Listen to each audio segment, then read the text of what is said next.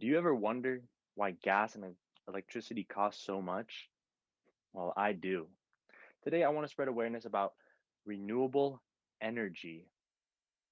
And as a student that's taken many classes on environmental sciences, I believe I have the qualifications to talk about this topic. Hopefully, with what I tell you today, you'll learn more about the energy and resources we use and what the future holds. Renewable energy is important as it's part of everyone's future. That's why everyone should know about it.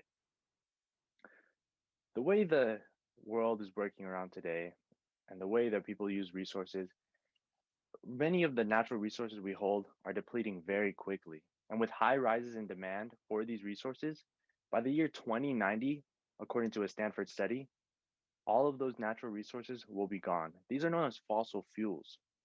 With the forefront in this demand rise is actually natural gases with a 4.6% rise since the year 2017. And not following short is oil and coal with 1.3% rise in perspective to oil and 0.3% rise in respective to coal. As you know now, these natural resources known as fossil fuels are depleting every year and so on and so on. But today I want to talk about renewable energy. And within the development of this renewable energy, scientists have made great strides in this field. Over the past decade, experts have made great progress in developing what we use and how we use it.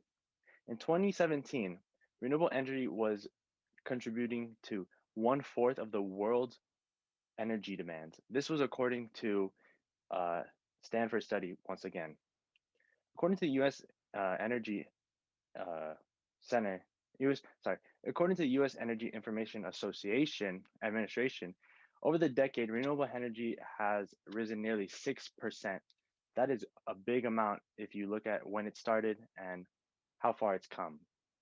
And with that percentage, solar energy is actually the one that's leading the rise in development, and it's actually the growing source in electricity in the United States.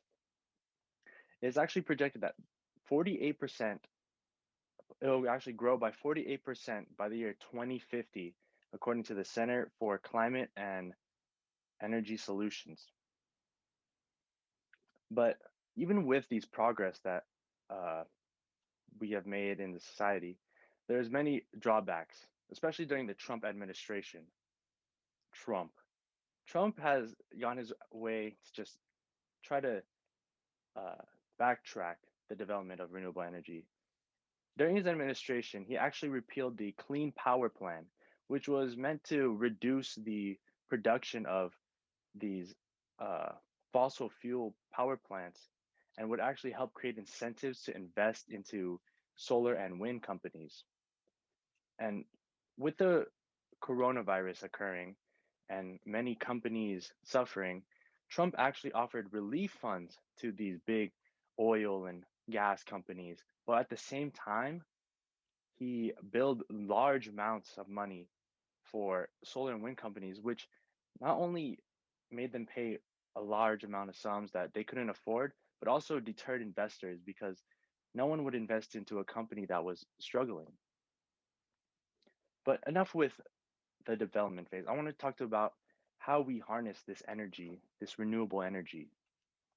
As I said earlier, solar is the main source of energy that we use in terms of renewable energy, and it's actually done using solar panels. So solar panels can actually generate about 550 kilowatts of energy per year, and that's just one panel. Imagine if your house had like 20. That covers about 10,000 or more kilowatts per year, which is actually the average amount of kilowatts that the average household uses in the United States. So you can actually run a whole household on just solar energy.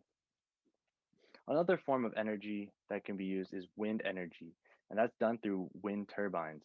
Now, wind turbines can range from size to size, from small windmills to those very large white ones you see in wind farms as you're going through the country. You know, those ones, yes. They even can be seen out in the ocean because of high wind speeds where they where the ocean gets, and high wind speed is are the areas that these wind farms are located, of course. Lastly, I want to talk about hydropower. Hydropower works similar to wind power. It just uses the kinetic movement of water to spin a turbine, similar to how wind spins the wind turbines, of course. And the most basic system of this is the run of the river system, which just takes the running water of a river and just makes it spin a turbine, rotors, and that just helps power a generator. And same goes for dams, but it works a little different. With a dam, it stores water at a higher elevation and lets it run down into the uh, into the into the waters, into the dam, and it spins a turbine within the dam. So basically, it's just a wind turbine, but with water.